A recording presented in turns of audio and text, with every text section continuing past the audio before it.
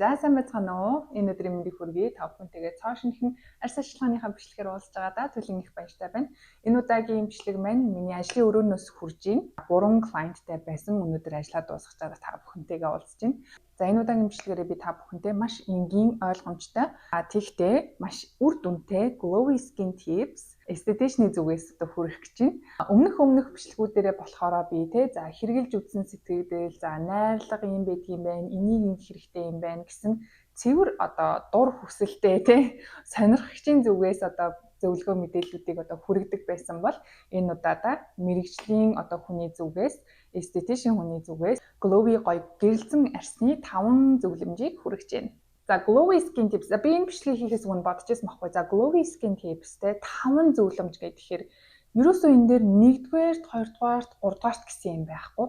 Бүгд яг маш чухал ард урдаа ороод байхгүйгээр 5 чухал зөвлөгөөг би сая бодож оллоо л да. За арьс гэдэг бидний хамгийн том эрхтэн тийм үү. За тэр дундаа бидний цус, яс, булчин, шүрмөс мэдрэлийн судсууд гэх мэтчлэн ер нь хүний биеийг хөдөлгөж байгаа, хүний биеийг бий болгож байгаа эд эрхтэнг хочиж байгаа хамгийн том эрхтэн бол арьс байдаг. Арьс бол хамгийн чухал эрхтэн мэдрэхүйн хүрээнд За арьсын тэн дудаа дермес, эпидермес гэдэг арьсны давхаргууд байгаа шүү дээ. Тэгэхээр хамгийн наад талын бидний бүтээгдэхүүнээ түрхдэг хэсэг бол арьсны хамгаалтын бүрхүүл гэж байгаа л да, skin barrier Тэгэхээр тэр хамгаалтын бүрхүүл сайн байжээж бид нар арьсаа эрүүл чигээр нь хадгалж байгаа. Ер нь эрүүл арьс гэж яг ямар арьс юм бэ гэх юм бол бүрхүүл сайтай арьсыг л хэлж байгаа гэсэн. Compromised skin barrier гэж ярьдаг л да.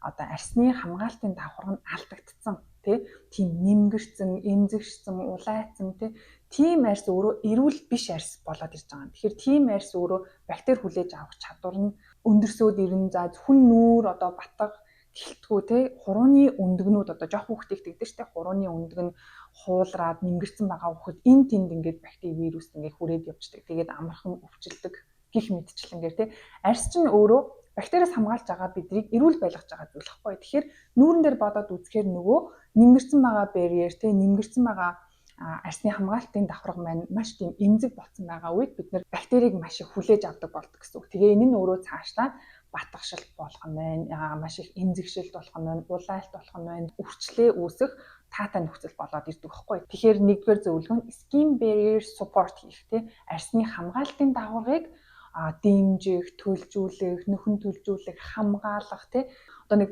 та бүхэн бас ингээд төсөөлвөл нэг юм боор жоохон юм хөрслөг арьстай хүмүүс байдаг шүү дээ, эмзэг биш. Тэгэхээр тэр бол маш сайн давхарга сайтай арьсыг хэлээд байгаа байхгүй юу. Тэгэхээр хамгаалтын давхарга ямар үед сайн нөхөн төлжтэй юм бэ гэхлээр хит их гуужуулаагүй үед, хит их цэвэрлээгүй үед, нөгөө идэвхтэй найрлагыг маш ихээр түрхээгүй үед арьс чинь өөрөө нөхөн төлжөөд хамгаалтын давхарга бүрлдэж бий болдог. Мөн дээрэс нь бид нар хамгаалтын давхаргыг бэхжүүлэх сайн бүтээгдэхүүнүүд түрхэж өгөх. Зан гоё өтгөн бүтцтэй тос түрхэж өгөх За заавал өтгөн бүтцтэй тос бүх байх алдгүй л мэдээж тослог арьстай, батг гарамтгай арьстай бол дундаж хэмжээний тэгтэй найрлаганда пантенолтой, ceramide арьсны давхаргыг бэхжүүлж өгөх найрлагатай бүтээгдэхүүнийг хэрэгжилж өгснөөрөө арьсаа нөхөн төлжүүлж эдгэх боломжтой байдаг.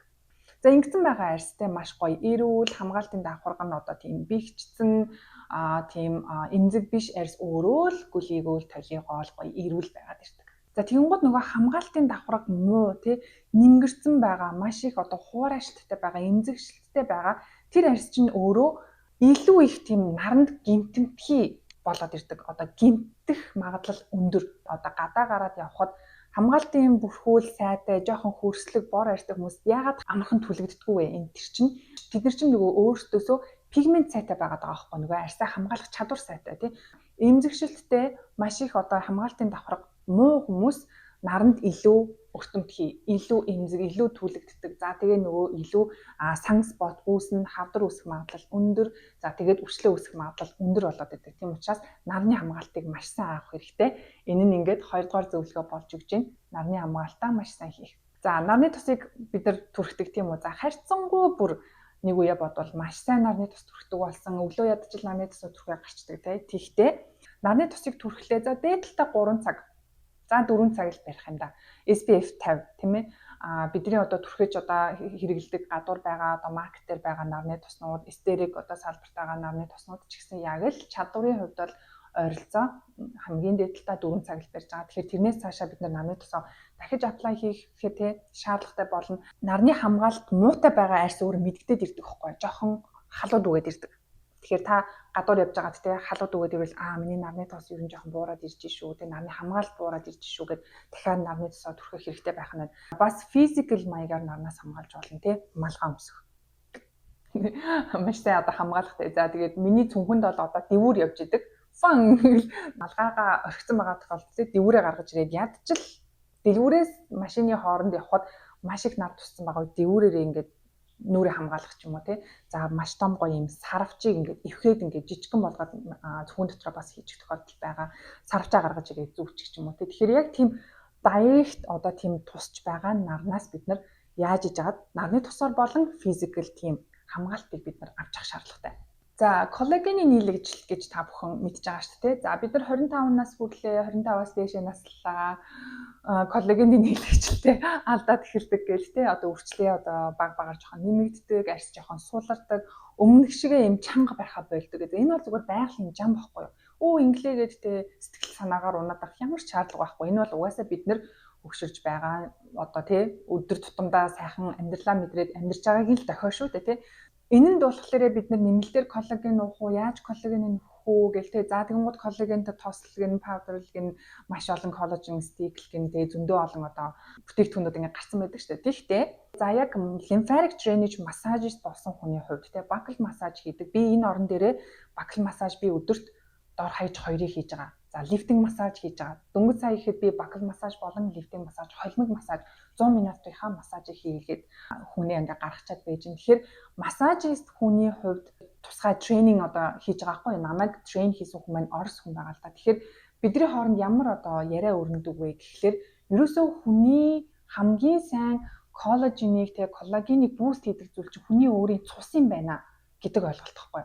Танд өөрт чинь айлын байгаа тий цус чинь өөрийн чинь биеинд байгаа. Тэр цусыг бид нэр эргэлдүүлж авах хэрэгтэй байхгүй. Нөгөө цусны эргэлтээ сайжруулах тий. Өөрөө гэртээ ингээд жоохон массаж хийж орой ингээд серумаа төрхтэй массаж хийхдээ биш тосоо төрхтэй тий. Жоохон ингээд дээшээ хөдөлгөөнтэй массаж хийчихээ тэр чинь өөрөө цусны эргэлтийг сайжруулад өгснөөрөө тэр чинь маш сайн коллаген бустер болж өгч байгаа юм. Сар болгон энд Америкт идэх хүмүүстэй одоо над дээр Япон хүмүүс ирдэг боллоо, Солонгос хүмүүс ирдэг боллоо, Аз хүмүүсийг орж ирэхэд би амар баярлдаг. Яагаад тэгэхээр Аз хүмүүс Америкийн фэйшлийг, массажийг голдог байхгүй юу? Голоо тэгэнгүүтээ Аз хүмүүс дээр ирэхээр жоохон тийм чанга гартай, жоохон нэг тийм одоо гүнтэй deep tissue массаж хийдэг тийм байхлаар ерөнхийдөө бас сонгож хийх гэдэг би ч гэсэн ер нь бол тийм.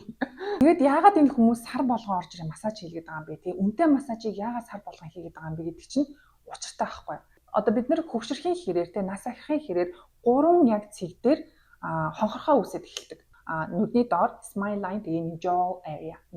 Яг энэ 3 дээр нас ахих тусам коллаген нийлэгжилтэй алдагдангуудаа арьс чинь жоохон унжаад ирдэг. Тэгэхээр энэ арьсанд чинь хэр их одоо флуид байгаад байна, ус байгаад байна тэр хэмжээгээр арьс чинь одоо доошо унжиж идэг учраас бид нар тэр усыг хойшлуулж өгснөөрөө нөгөө lymphatic drainage гэдэг чинь тэгж ажиллаж байгаа байхгүй юу? Тэгээд бид нэр цусны эргэлтээ сайжрууллаа, шингэний хоош нь хөөлөө, lymphatic drainage дээшээ болон ийшээ хөөж өглөө бидний нөгөө гоё арьс чинь ингээ гараад ирж байгаа. Тэгэхээр сар болгон ингэж хийлгэж яана гэдэг нь өөрөө тэр хүн коллаген бустыг нэмэгдүүлээд байна. Бас эн чинь өөрөө нөгөө дархлааны систем сайжруулдаг зөвхөн одоо харагдах байдалтай биш дархлааны системийг чинь сайжруулж өгöd байгаа байхгүй. Тэгэхээр 3 дахь зөвлөгөө сарданы удаан массажинд орж байгаарай. Өөртөө жоохон бас массаж хийж байгаарай. За эдгээр зүйлсүүдийг хийлээ. За массажинд орлоо, нарнаас хамгаалчлаа. Skin barrier support маш сайн хийлээ. За тэгсэн хэрнээ өглөө босч ирээл junk food идээл за processed одоо food идээл за бургертэй, friesтэй ч юм уу.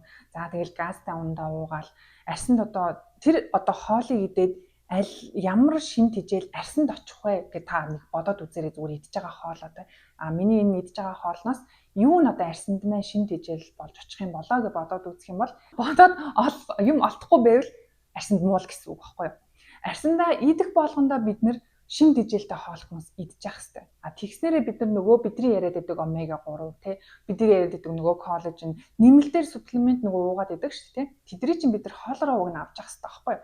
Тэгэхээр яг хоолоор авч чадахгүй байгаа хүмүүс нэмэлтээр supplement уудаг л да. Тэрийг бол үүсэхгүй. Гэхдээ идэх тоолондоо арьсандаа сайн одоо хоолнд идэж байвал арьсаа дотроос нь идэх боломжтой. Тэгэхээр би энэ хоолтыг ярихлаар acne client-уудаа одоо би бодож байна л да. Над дээр хэд хэдэн одоо яг client-ууд одоо явж байгаа.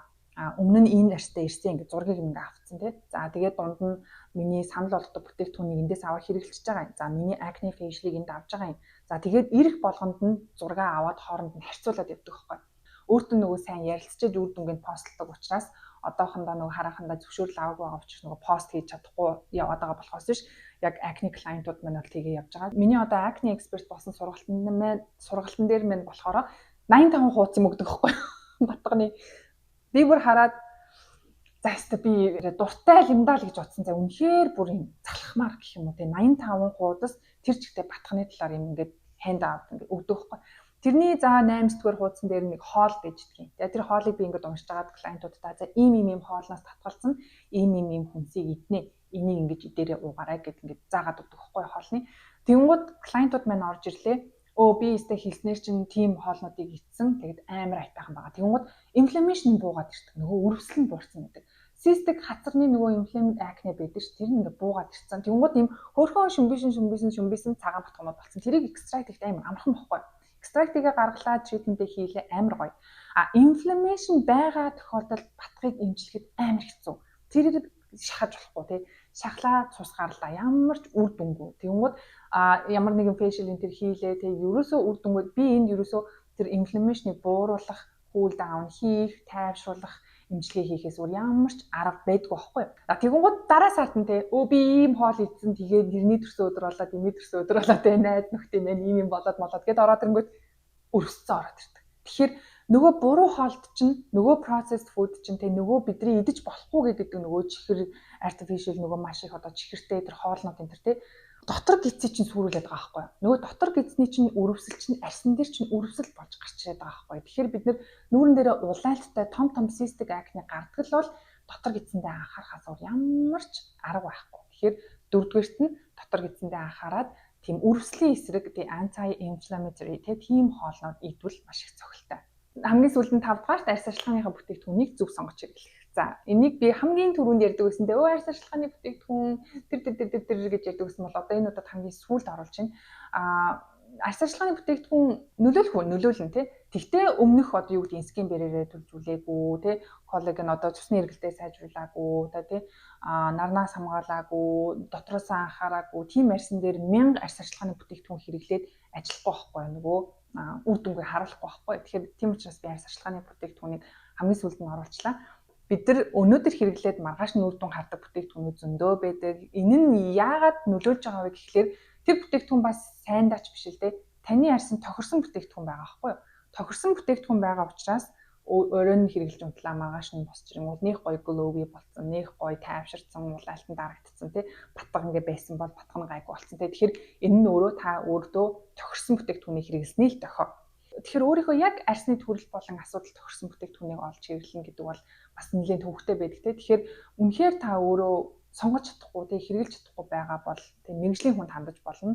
За мэрэгжлийн хүнд ялангуяа эстетичнүүдтэй одоо хандвал маш их зүгээр эстетичнүүд яагаад тэгэхээр яг superficial одоо ийм зүйлүүд хийдэг байхгүй нөгөө арьсны эмч биш учраас тий арьсны эмчнэр бол дотроосоо уух юм за түрхэх тос тий яг нөгөө diagnose хийдэг байхгүй нөгөө оншилдог чиний арьс ингэсэн байна ийм батга байна тэгэхээр инг гэдэг нэг оншилдог тийм үү эстетичнүүд юу хийдэг вэ гэхээр facial хийлээ тий treatment хийлээ хэрэглэх бүтээгдэхүүнийг санал болгохлоо яг арьсны чинь төрөлд одоо тохируулаад одоо яг би энд яг ямар асуудал харж байна тий батга харж байна би blackhead харж байна би whitehead харж байна тий энэнд нь таарсан бүтээгдэхүүнүүд санал болгодог.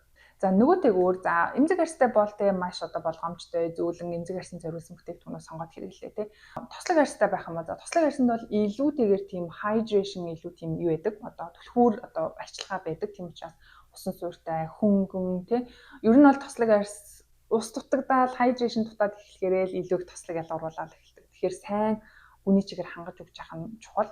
Хуран арьстай хүмүүс бол тий маш олон юм төрсөн хэрнээ л болохгүй нэг. Одоо над дээр ирдэг хүмүүсийн зүгээр асуудлыг би ингэ бодож байна л та. Тэнгууд ерөөсө гуйжуулдаггүй байдаг тий. Би хуурай арьстай надад ямар нэгэн асуудал байдгүй батг гардаггүй учраас би гуйжуулдаггүй гэд тий. Тэгсэн ингээд яг ингээ хөрөнгөт ингээд биржгэр ийм одоо нэг үтсэн арьс ингээд надад мэдрэгддэг байхгүй. Тэгэхээр тэр гуйжуулаагүй үтсэн арьсан дээр 1000 гой юм төрхөөд нөгөө арьсныхаа гүнөрөө шингэж өгч чадахгүй тий. Яг ингээд энэ дээр ингээд байгаад байдаг тий. Тэгэхээр гих мэдчлэн ингээд тий арьсныхаа онцлог болон тий төрөл асуудал зориулсан яг үр дүнтэй бүтээгдэхүүнийг сонгож хэрэглээрэй. Тэгэхээр үр дүн гэхлээр магадгүй танд нэг 2 серум байлээ гэж бодъё л доо тий. За нэг нь $80-аар авсан, нэг нь $16-аар авсан тий. Тэгэхдээ $80-аар авсан учраас тий нэг мөнгө нь хайрын санагдаал тий. Тэрийг илүү их ингээл сайн шүү дээ, сайн брэнд их тий. Тэрийг илүү хэрэглэж одоо үр дүнгийн үзмээр санагдаал ингээд зүтгүүлээл ингээл хэрэглээд идэх хүмүүс. Гэтэл нөгөө $16-ын бүтээгдэхүүнийг хэрэглэхэд арсанд нь амар гоё таарад айтайхан байгаад идэг. Тэгэхээр энэ хоёрын тий үнэтэй биш тий сайн брендийн биш нөгөө гоё савлгаа тий бодолтойд нь биш нөгөө үр дүн гараад байгааг нь хэрэглэх хэрэгтэй байхгүй. Тэр бүтээгдэхүүн $16-ын үнэтэй байна уу ерөөсөө хамаагүй. Тэгэхээр таарж л байгаа юм а хэрэглэх хэрэгтэй байхгүй. Тэгэхээр за тэгээ нөгөөтэйгүр одоо ингээд гадуур ингээд дэлгүүрүүдээр тий брэндүүд маш олон төрлийн бүтээгдэхүүн гаргаж чинь бүр толгой иргмээр олон брэндүүд гаргаж чинь бүтээгдэхүүний төрөл нь нэмэгдээд байна. Тэр болгоныг та туршиж үзэх ямар шаардлагагүй. Яг туршиж үзээ таалагдаад тэрийг томоор нь авч хэрэглээд таны одоо тий арсыг чинь гоё болгож байвал окей. Тэгтээ тэрийг заавал туршиж үзэх шаардлагатай биш баггүй. Одоо жишээ нарны тус гэх чинь л тий sun cream, sunscreen, sun essence, sun serum, sun milk гэл зөндөө олон төрлийн одоо нэршилтэй ингээл одоо бүгд л нарны тус шүү дээ. Яг үнэндээ. Тэгмээс одоо сүүлд бас тий sun water гэж гарсан жах шиг тий нарны ус гэж тий. Зүгээр тэр болгоныг та туршиж үзэх шаардлагагүй юм. Тэгэхээр өөрийнхөө арсанд хэрэгтэй яг таардаг тэрийгээ л ерөнхийдөө хэрэглэхэд болно. За тэгээд энэ удаагийн бичлэгээр би та бүхэндээ эстетичний зүгээс амьдралдаа хэрэгжүүлэх Glowy Skin Tips 5-ыг хүргэлээ. Дараагийн бичлэгүүдээрээ би үргэлжлүүлээд типсүүдээ хүргээд явах болно. Тэгээд асуух зүйл байвал та бүхэн комментаар бичиж үлдээж болно. Бид нар арьсандаа цаг зав, тэ хөрөнгө оруулалт хийдэг, тэ сэтгэл зүрхээ зориулдаг. Гэтэл энэ арьс маань өөрөө зөвхөн харагдах байдал гэхээсээ илүү тэ хүнд одоо харагдах байдал тэ гой сайхан гэхээсээ илүү бас нөгөө талаараа эрүүл мэнд гэдэг утгаараа тэ энэ арьс чинь миний бие эд эрхтнийг хамгаалж байгаа зүйл шүү гэдэг талаас нь харах юм бол бас арай өөр өнцөг гарч ирнэ л дээ. Тэгэхээр та бүхнийг би илүүтэйгээр эрүүл мэнд талаасаа тэ өөрийнхөө эд эрхтэн гэдэг талаас нь хараасаа гэж хүсэж байна. За тэгээд дараагийн гоё арьс арчилгааныхаа бичлэгүүдээрээ уулзцгаая. Тэр баяртай.